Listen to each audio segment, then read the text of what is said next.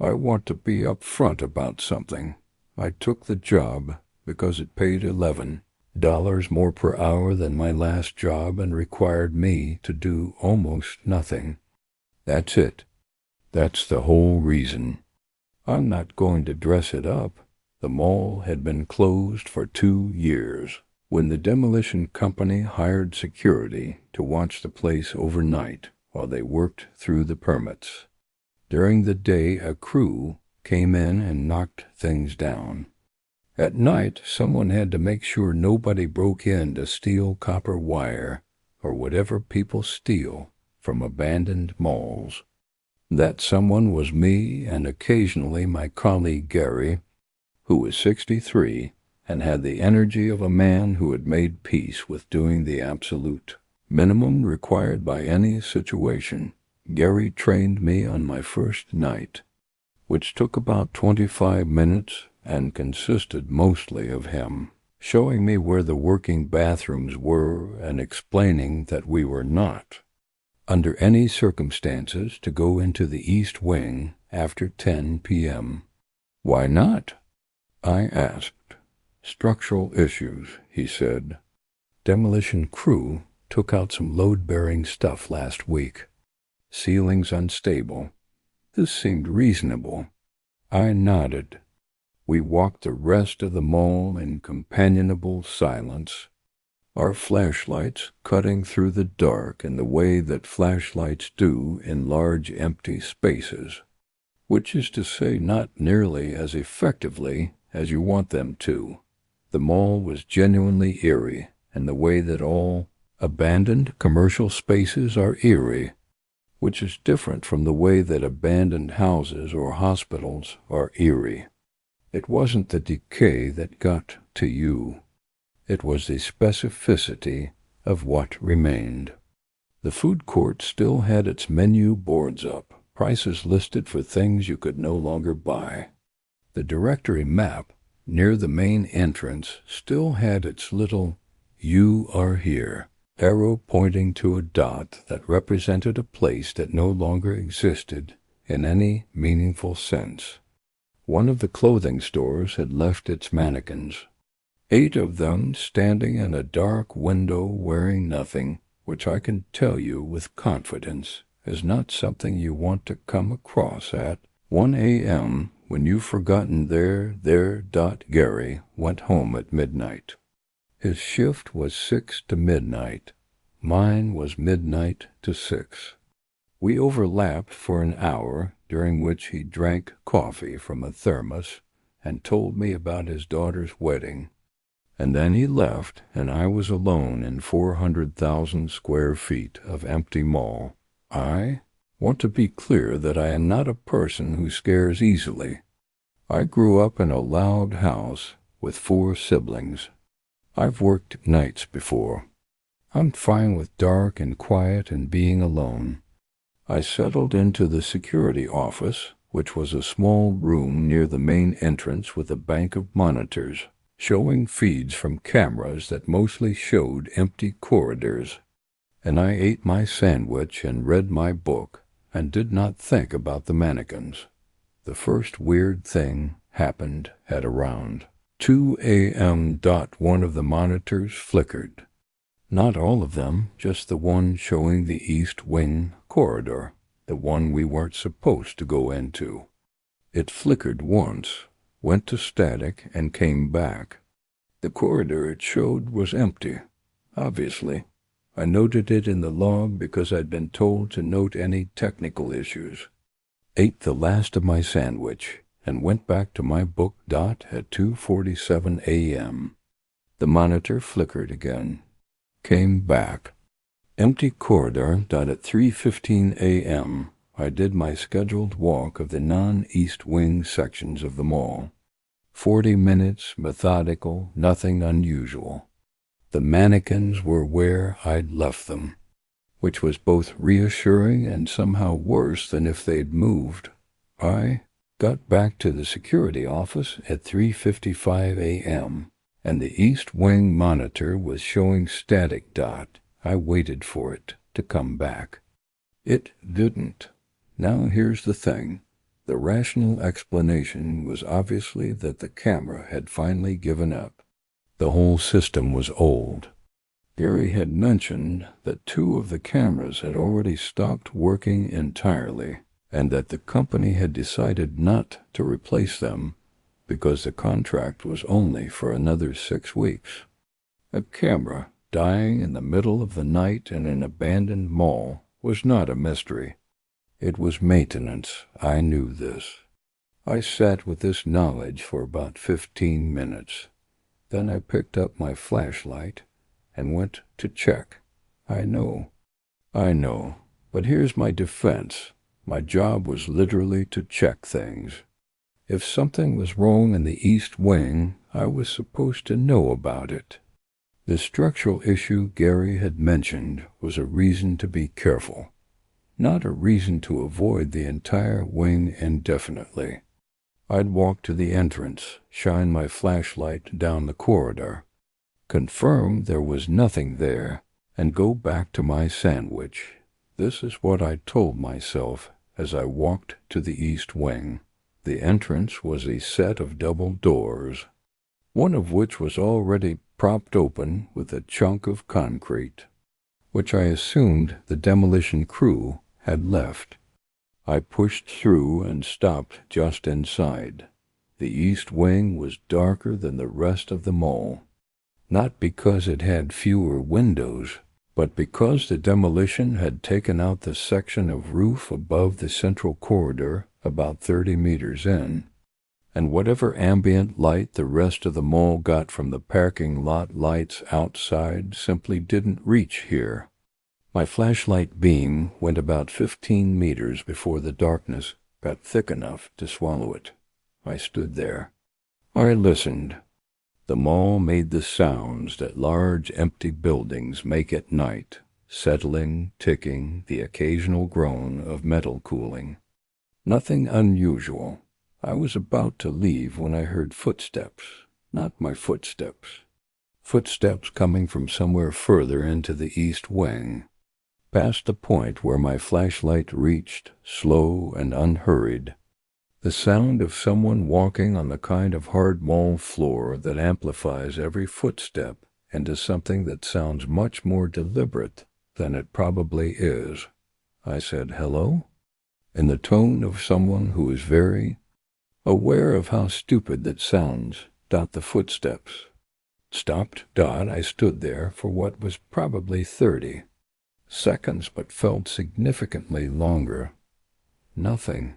I turned around and walked back through the double doors at a pace that I will describe as brisk rather than running, because I am a grown adult. Back in the security office, I called Gary. It was 4:15 in the morning. Gary answered on the second ring, which told me either he was a light sleeper or he'd been expecting a call. "East Wing?" he said, before I'd said anything other than his name. "There's someone in there." A pause. "What did you see?" "I didn't see anything. I heard footsteps." Another pause, longer. "Did they stop when you stopped?" "Yes."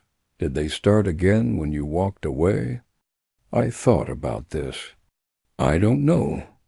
I didn't wait to find out. Gary was quiet for a moment. When he spoke again, his voice had the careful quality of someone choosing their words. "When I told you about structural issues," he said, "that's not exactly why we don't go in there after 10. Gary." "I know. Why don't we go in there after 10? He sighed the sigh of a man who has been putting off a conversation and has just run out of ways to put it off further. "Because the last 3 guys who worked nights here all reported the same thing. Footsteps in the East Wing, stopping when they stopped, starting again when they moved. And one of them, the guy before me, went further in to check. What happened to him?" "He quit," Gary said. "The next morning. Didn't give notice, just called the company and said he wasn't coming back. I've talked to him since. He won't say what he saw, just says he didn't finish the walk. I sat with this for a moment. And you've never heard the footsteps? I leave at midnight, Gary said. Whatever it is, it starts after midnight. That's very convenient for you, Gary. I know, he said. I know it is. I'm sorry, son. Just stay in the office until 6 and then get out. Don't go in there again. I stayed in the office.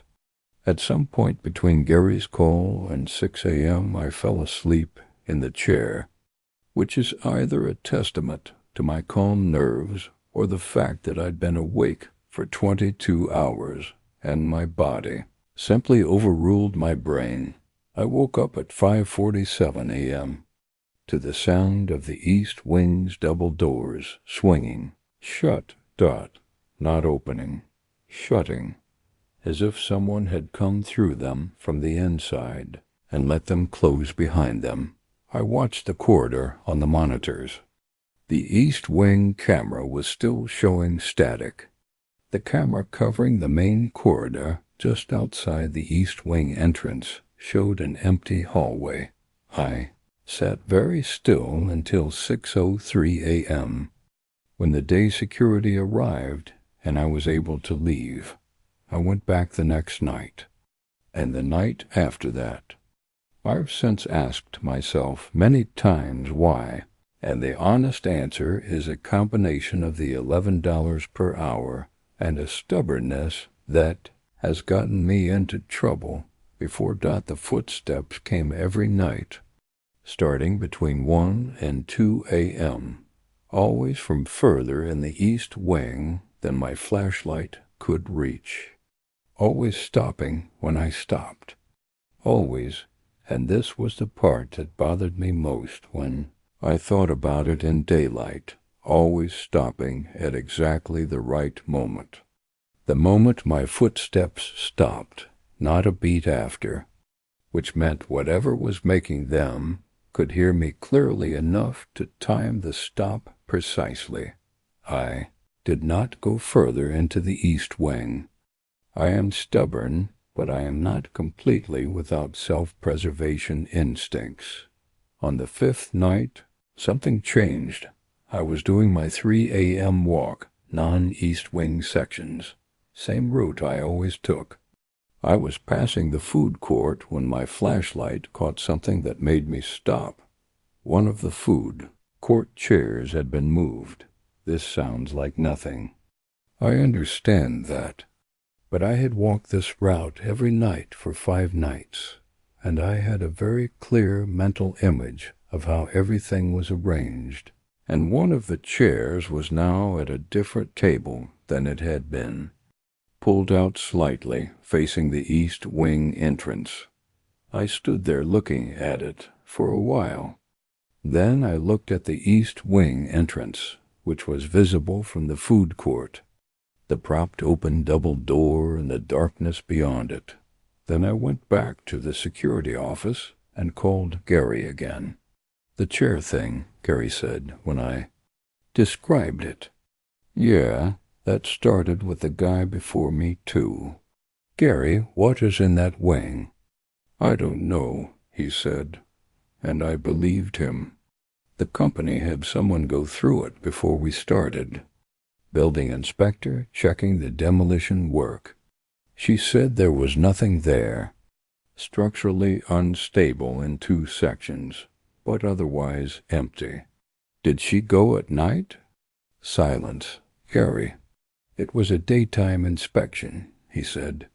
On the 8th night, I brought a better flashlight. One of those ones with a beam that can reach a genuinely stupid distance. The kind that hunters use. If something was at the end of that corridor, I was going to see it dot. I stood at the east wing entrance at 2 a.m. with my hunter's flashlight and pointed it into the corridor and turned it on. The beam went a long way. Past the section with the closed storefronts. Past the section where the roof had been partially demolished. All the way to the far end of the corridor, where the east wing terminated in what had been a department store, its entrance now just an open space where the doors had been removed. The corridor was empty. The footsteps started about 10 seconds after I turned the flashlight on.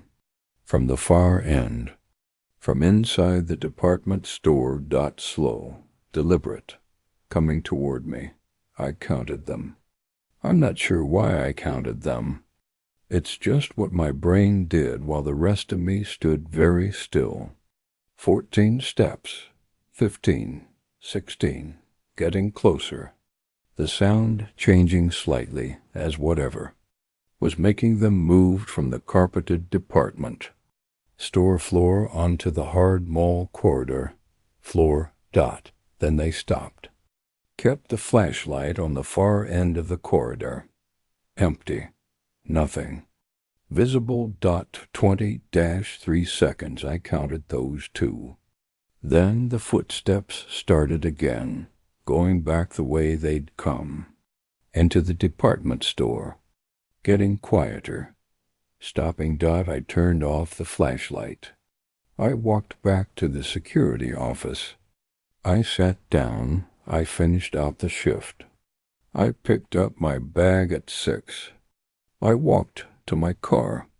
I sat in my car in the parking lot for a while, watching the mall's main entrance in the early morning light. The demolition crew arrived at 7, 4 guys in a truck, laughing about something as they got out. I watched them go inside. Normal people doing a normal job in a normal building. I drove home. I slept. I went back that night. I still work there. 3 more weeks until the contract ends, and they start the actual demolition. Every night the footsteps come. Some nights the chairs in the food court have moved. Once I found a coffee cup on the security desk that I hadn't put there and that hadn't been there when I arrived. Clean and empty and placed very deliberately in the center of the desk. I haven't told the company. I haven't called Gary again. I've settled into a routine. I don't go into the East Wing. The thing in the East Wing doesn't come out. And we exist in the same building in a state of mutual non-interference that I have decided to interpret as an arrangement rather than luck. 3 more weeks. I have started bringing 2 sandwiches. Because I've noticed I'm hungrier than usual on the nights when the footsteps go on longer. And I've developed a theory about this that I don't want to examine too closely. The monitor for the East Wing came back online on its own last Tuesday. The corridor it shows is empty, as always, but occasionally, at the edge of the frame, right at the boundary where the camera's range ends and the darkness of the demolished section begins, I think I can see something. Not a shape exactly. More like the absence of something that should be there, a gap in the Anji. Darkness that is somehow darker than the darkness around it. I've stopped looking at that monitor after 2. N. 3 more weeks. The sandwiches help.